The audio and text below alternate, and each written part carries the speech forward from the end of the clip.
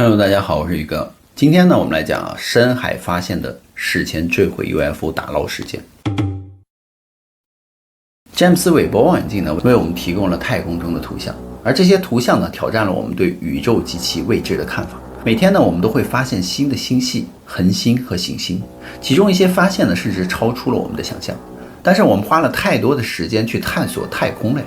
以至于很容易忘记了地球上存在的谜团。因为地球的表面70%是水啊。阿瑟·克拉克呢曾经就有名言说，将这个星球称之为地球是多么的不恰当，它显然是一个海洋呀。截止至2003年呢，我们只有不到25%的海底呢被绘制成了地图，不到10%的海洋被探索过。在这微乎其微的探索之中呢，我们发现了挑战历史和逻辑的事物，比如说沉没的城市、古代的遗迹，以及一些看起来像是来自另一个文明的物体。我们探索的越多呢，就越发现我们对海底的世界是一无所知的。登上月球的人呢，比到达海洋最深处的人居然还要多。我们对太空充满敬意，但真正探索的边界呢，其实应该是地球的海洋。在2011年6月呢，潜水员彼得林德伯格和丹尼斯巴斯伯格呢，在波罗的海的波斯尼亚湾寻找宝藏。几年前呢，彼得因为发现了一艘在一战期间被德国潜艇击沉的商船而名声大噪。因为那艘沉船上装满了数百瓶稀有的干邑和白兰地，那这些瓶子呢，在拍卖会上以每瓶2万美元的价格被出售。这笔钱呢，足够让彼得成立了一家名为 Ocean X 的深海探索公司。那作为一个专业的寻宝猎人呢，彼得和丹尼斯呢，对波罗的海的繁忙的航线下的海底呢了如指掌，因为那里蕴藏着无数的宝藏。至今每年仍有20-30艘船呢在波罗的海失踪。他们都是在一次一次例行的检查任务时候呢，声呐设备都突然有了反应。当时船上的所有人呢，都汇聚在了机器旁，想看看他们发现了什么。于是声呐慢慢绘制出了一幅图像，但他们也无法确定那到底是什么，是一艘商船吗？还是一艘潜艇呢？还是什么有价值的东西呢？当图像最终被处理完成的时候呢，显示出了一个圆形的物体，看起来呢，不像是自然形成的，更像是人造的，或者也许不是人造的，是其他东西造的。它看起来更像是一架由铝制成的 UFO， 像是星球大战之中的那种千年损耗。那这个物体呢，宽60米，位于一条渠沟的尽头。无论它是什么呢，看起来更像是从太空之中坠毁而坠入海水之中的，并在海底滑行了数百米。所以这个物体呢，似乎是一个船体、船舱，而且还带有直角的很多设计的部分。所以彼得和丹尼斯就命令船员们，在他们弄清楚这是什么之前呢，不要透露任何的消息。总之就是他们花了数周的时间来研究这个图像，最终呢，他们决定公开。于是这张图像迅速走红网络，登上了世界各地的报纸的头版头条。它呢就被描述为一艘坠毁的太空船的残骸。消息一经传开呢，无法挽回。现在全世界都知道了波罗的海的海底呢，正在发生一些神秘的事情。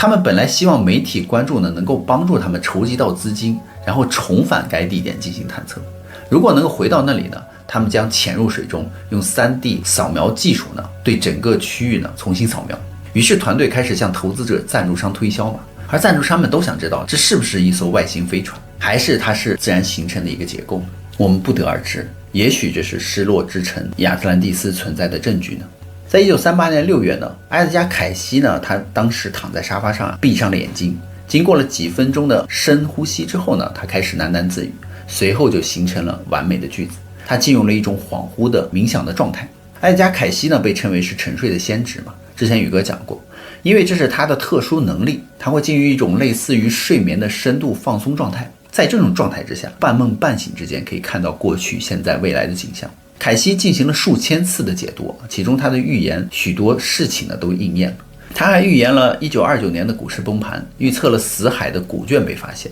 预言了德国的崛起与覆灭，甚至在激光技术呢尚未被人所知的时候，预言了它的出现。在1938年呢，一次特殊的解读之中，凯西对海洋产生了兴趣，尤其是对失落的文明亚特兰蒂斯。而亚特兰蒂斯呢，是因为柏拉图的著作《地脉欧篇》和克里提亚斯而闻名的嘛。而柏拉图呢，将亚特兰蒂斯描述成一个拥有先进技术的强大岛国。然而一场灾难降临呢，火山爆发、海啸、全球性的洪水摧毁了亚特兰蒂斯。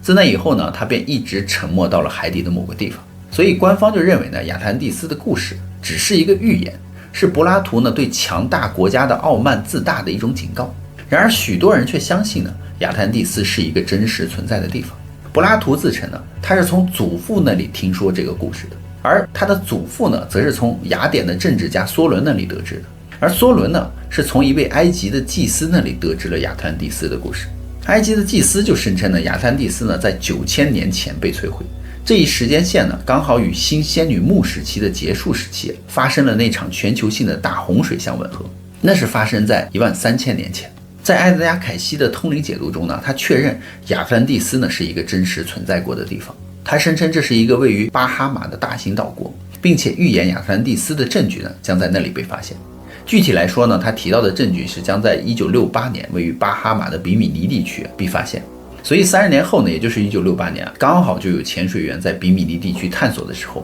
在海底就发现了一些与周围环境截然不同的东西。那是一系列的巨石，巨大的石块呢排成了一条线，每块石头都是长方形的巨型的石灰岩，都是重达数吨的，而这些石头都排列成了一条线，看起来很像一堵墙。而比米尼的这个路延伸了半英里，在上一个冰河时期呢，地球的海平面比现在是低了300英尺，因此这个巴哈马的岛屿当时有可能是一个非常大的岛，而比米尼的这个路正好是贯穿其中。如果你查看古代地图，比如皮里雷斯地图，你就会发现巴哈马并不是被描绘成一个小群岛，而是显示为是一个单一的大岛，而且贯穿其中的东西看起来很像是比米尼这条路，所以比米尼路就引发了各种推论，尤其是因为它与埃德加·凯西的预言相符，而这个预言呢又成真了，所以有人就说这就是亚特兰蒂斯，而且比米尼路呢就是这座城市古老港口的遗迹。这也就表明了亚特兰蒂斯人拥有先进的建筑技术。正如柏拉图所说，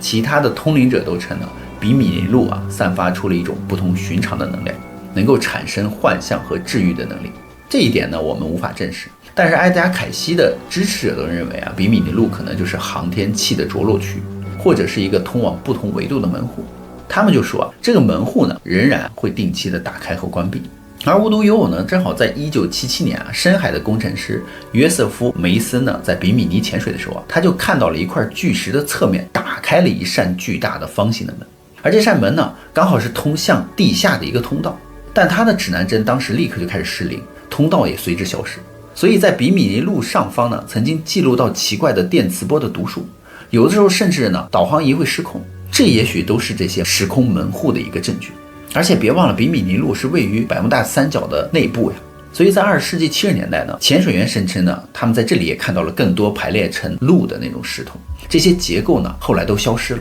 而关于比米尼的路的这个本质呢，至今呢仍然没有达成共识。如果它是自然形成的，那么它与以往发现的任何东西都不同。而当怀疑论者或者是信仰者对比米尼路争论不休的时候呢，这个 Ocean X 团队呢，他们正好在筹集资金，试图再次前往那个波罗的海下面的沉没的 UFO 去探索。那经过1年的努力呢，他们筹集到了资金，现在呢是时候重返波罗的海了。于是呢，他们终于可以进行另一次探索。因为深海潜水的费用很高当时每天的花费呢约为是2万欧元，他们总共呢筹集了12万欧元。这就意味着他们只有不到1周的时间呢，用来寻找那艘沉没的 UFO。然而他们一开始呢遇到了困难，第一天就是遇到了风暴，迫使船只呢只能躲进附近的岛屿呢避风，等待风暴的过去。那等待风暴呢，也意味着他们在烧钱，而他们承受不起这样的损失。没有想到第2天呢，他们运气转好，天气晴朗，海平面呢是非常平静的。于是他们就去了那里开始了扫描该区域，寻找那艘神秘的 UFO 船。但他们呢，当时的搜索必须小心行事，于是他们关闭了无线电手机，与外界断绝了关系。媒体和朋友们对波罗的海的异常现象都产生了浓厚的兴趣，但那里是国际水域，这意味着任何人都可以尝试探索，所以他们必须小心谨慎，避免被跟踪。在躲避了一艘海军军舰之后呢，他们将声呐设备投入了水中。这是扫描声呐，它可以绘制海底的2维图像。他们还使用了多波速的回声声呐探测，这种设备呢，通过发射声波来创建海底的3维图像。但随后呢，他们又遇到了另一个问题就是声呐设备失灵了，仿佛是某种东西正在干扰该设备。而且他们将一台远程操作的水下机器人最后又放入了水中，试图追踪他们的设备。它基本上呢是一台带有摄像头和机械臂的小型的潜艇。于是他们找到了声呐电缆呢，好像是有一些故障，并修复了它。但这耗费了他们大量的时间，士气呢也开始变得低落起来。48小时之后呢，他们终于找到了那个沉没在海底的 UFO， 它位于水下300英尺处，是一个既深又危险的位置。于是机器人首先被派下去，他获得了这个异常物体的第一批的拍照图片。于是他们就看到了笔直的边缘和类似于混凝土结构，还拍摄到了一个直径约10英尺的完美的圆形的洞，周围有一个方形的框架。他们就说这个自然界是不可能产生如此完美的几何图形的。他们迫不及待地想要亲自下水亲眼看看这个物体，但是他们却得到了奇怪的温度读数。数据显示，就是周围的水温呢为华氏40度，但是物体正上方的水温却低于冰点，这怎么可能呢？他们也不知道啊。就在这个时候呢，海上呢居然起了雾，这使得深潜呢变得非常危险。于是他们就感觉到了，仿佛是有某种力量想阻止他们靠近。尽管如此呢，他们还是决定下潜。他们下潜到了300英尺之后呢，终于到达了那个物体。它摸起来呢更像是混凝土。他们触摸那个物体，结果呢材料变成了黑色。于是他们想再潜几次水，再下来探索，但是时间和金钱呢都已经耗尽。因为下潜300英尺呢，就意味着需要大约90分钟才能够返回水面，所以你必须缓慢上升，让身体呢有时间重新适应压力。如果你返回水面太快的话，可能会导致肺部破裂的，甚至有更严重的后果。所以他们不得不返回。而且呢，他们还有另一个问题，就是他们的3D 扫描不完整，但是他们对此呢无能为力。不过他们在潜水的时候带了锤子和凿子，于是他们成功的从这个物体上凿下了一块碎片。于是他们返回了港口，并将样本呢送到了实验室，希望有人能告诉他们这到底是什么。结果实验表明发现他们拿到的样品只是岩石，完全没有检测到任何的金属，因此排除了外星飞船的可能性。这些岩石呢被发现是火山岩，这也很奇怪因为该地区并没有火山活动的。于是呢，理论呢就从这个 UFO 转向了地下结构，可能是由于某种神庙或者是建筑物，但是从异常现象上确实有一些特征看起来像是人造的，这不像是自然的一个产物呀。几年前呢，他们又带着这个潜水机器人再次回到了现场，并且有更多的录像出现。他们就声称呢，在其中的一块石头的侧面还发现了文字或者是类似于象形文字的东西，但是这很难确定因为它太模糊了。截止到2020年呢，专家们认为波罗的海下面的这个异常的这个 UFO 呢，居然是一块火山岩。他们推测呢是在冰川时期被推到了现在的位置，这也就是为什么它后面是有一条深深的沟渠。现在呢，大家都觉得它看起来确实很奇怪，不像是自然形成的。但除非有一个充足资金的专业潜水团队呢下去，并花大量的时间研究它，否则我们永远也无法确定它到底是什么。这个事件其实早在哥伦布横渡大西洋寻找通往印度新航线的时候呢，他也发现了一些无法解释的东西，而且呢并不是新大陆。首先呢，像所有优秀的船长一样，哥伦布记录了整个航行的日志，他的完整日志至今呢仍然可查。值得一读的是，其中有一段特别引人注目，那就是在1492年的10月11日的晚上呢，哥伦布和佩德罗呢在圣玛利亚号的甲板上观察远处有一道光呢在闪烁。那道光在夜间呢多次的消失又重现，上下移动，闪烁着短暂的光芒。这种现象呢，他说持续了4个小时。严格来说，他说他看到的应该是一个 USO， 这就意味着他在百慕大三角区域看到了不明物体。但自那以后呢，关于水下亮光的目击事件就屡见不鲜了。在1644年呢，波士顿市长也看到了2道光从水中升起。在1873年呢，阿托海德号呢在亚洲南海航行的时候呢，也发现了海面上有某种东西照亮了海洋，持续了1个多小时。他们说呢，看起来像是一个摩天轮。那在1879年呢，英国的皇家海军秃鹰号也看到了一个大型的摩天轮在海洋中旋转。在1880年呢，指挥官还描述了在印度海岸附近平静的海面下也发现了一个巨大的摩天轮形状的一个 UFO。那同年晚些时候呢，另一艘属于英国印度公司的船也看到了同样的物体，他们都说它有300码长。这些东西呢，只是众多关于该物体报告中的几个例子而已。有关于这种摩天轮型的飞行器的报告跨越了200多年。无论这些物体是什么，它们在我们的海洋中已经存在了非常多的时间了。自20世纪初以来呢，专业的水手和海军人员就看到了水中的光，有时呢还有飞行器从海中升起。ATACO 呢是大西洋海底测绘评估中心它是一个位于百慕大三角内的高度机密的海军设备。它于1967年开放，位于巴哈马的一个偏远地点，靠近非常深的水域。ATACO 呢是海军测试各种设备的地点，包括最先进的武器。它当时被称为是海军的51区。一名福特克基地的前雇员报告说有1英里宽的飞行器呢，无声的从海底升起，它们不发出声音，进出水的时候呢，不会产生波浪和溅起水花。而且 UFO 呢已经够奇怪了，但是它们呢不扰动水面，事实呢令人难以置信。没有科学家对此做出解释。当时的研究人员就说，他们的飞行器的周围仿佛是有一个真空力场存在的。这也就是为什么机器前面没有风阻和水阻的原因，他们打开了真空通道。而 UFO 呢可能是某种跨维度的存在，所以它们存在于我们的宇宙之中，但它们也可以穿过固体，仿佛它们的物质与我们的物质不在同一个相位。但是我们讲过曾经美国不是收回过 UFO 吗？这些呢是我们能够触摸到的物体。但是海军就说，为什么我们没有发现呢？也许这种相位的变化只是发生在引擎启动的时候，反重力技术会使飞船呢不受空气和水摩擦影响。因为越来越多的视频显示呢， UFO 投入和射出水面的时候是没有激起一滴水花的，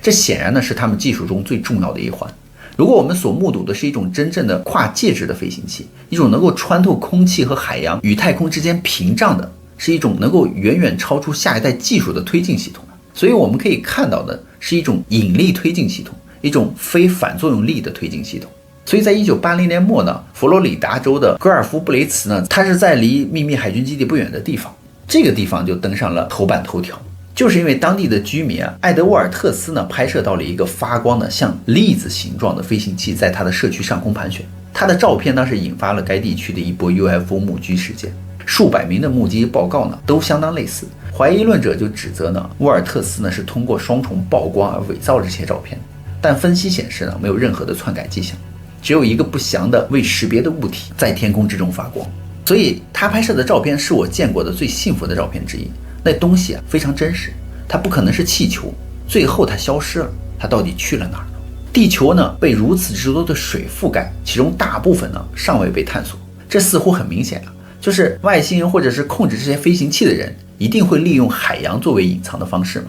事实上有一位研究员就说海底下面是有一个完整的隧道网络系统的，这些隧道呢是连接着各种大型的海洋基地的，而这些基地的位置呢是会让你感到惊讶的。而这位研究员的爆料者就说呢，在古巴的马克西米利安呢是海底外星隧道理论的主要支持者，他从军方和 NASA 的消息来源获取信息。他声称海底下面是有一个庞大隧道网络， USO 就是利用这些隧道呢在地球的不同地区之间快速移动的。而这个隧道网络之中是有枢纽的，其中包含大型的基地。确切的说，他说海底下是有12个基地的，它们遍布世界各地，有一些呢位于你可能会想到的地方，比如说百慕大、波罗的海、阿拉斯加。宇哥之前就讲过阿拉斯加黑色金字塔那集嘛，里面就有外星人在工作，那是中央情报局的秘密项目。包括英格斯旺利用遥视远程观察过世界各地的位置，他也看到了位于阿拉斯加和其他山脉之中的外星基地。而有些基地呢就是在海洋之中的，他们还看到了更多水下的外星活动。一个前国防部的承包商爆料也说呢，在百慕大三角的水下是有一个大型外星基地的，飞机和船只消失的原因只是因为他们离这个基地太近了。他说海军知道这个基地的位置，并且会刻意的避开它。这个外星基地呢是可以移动的，而且海军观察到过它的移动，并且会设定新的禁航区。所以他说有一架飞机呢就是因为靠得太近，结果被化为了尘埃。而美国军方认为呢，这个基地已经存在很长时间了。起初他们认为只有几百年，但是现在他们认为这个基地至少可以追溯到公元前的几千年前，甚至更古老。尽管他表示军方内部对此呢仍有争议，但是这个基地呢是一个巨大的建造设施，用于开发和部署 UFO。军方人员就说他们在这里是为了研究和获取资源。军方认为呢，这个基地是由某种人工智能操作的，而不是一些有意识的存在体。但是无论谁在操作这个基地呢，他们并不是真正的关心人类。唯一会让他们介入的情况就是如果我们开始玩弄核武器了。我们过去曾经在核武实验的录像中就看到过 UFO 的出现了，甚至还有故事呢就提到过有某种东西关闭了美国的核导弹设施。军方就说呢，外星人的基地的运作方式是这样的，他说他们是现场融合载具从海洋中部署，执行任务，然后出来收集数据之后返回基地，然后返回之后呢，这些飞船就会被分解成元素，等待下一次的融合。就是他们去根据执行任务的类型来融合出符合这个任务类型的载具，你明白吗？而不是说像我们一样先造好了各种各样的，完了哪个任务出哪个载具，他们是现场去做。所以政府就认为这些外星人可能是无人机，甚至是克隆体，他们是根据任务需求生长融合出来的，就像是 UFO 是根据特定的任务建造一样。这就像宇哥之前在直播中讲过的一样，就是我们现在脑机接口都研究出来了，未来一定是意识上传云端嘛，一定是再造一些生物机器人出来，然后意识下载，用能量去驱动，不需要吃喝拉撒，然后去探索宇宙。那你说外星人的技术比我们先进那么多了，他们应该早就意识上传云端了呀。所以我们看到的所有的外星人或者是飞船都是他们所制造出来的载具而已，不可能是本体。所以大家认为呢？那么好了，故事呢？宇哥也就讲完了，别忘了订阅关注宇哥的频道啊，看后续更多精彩内容哦。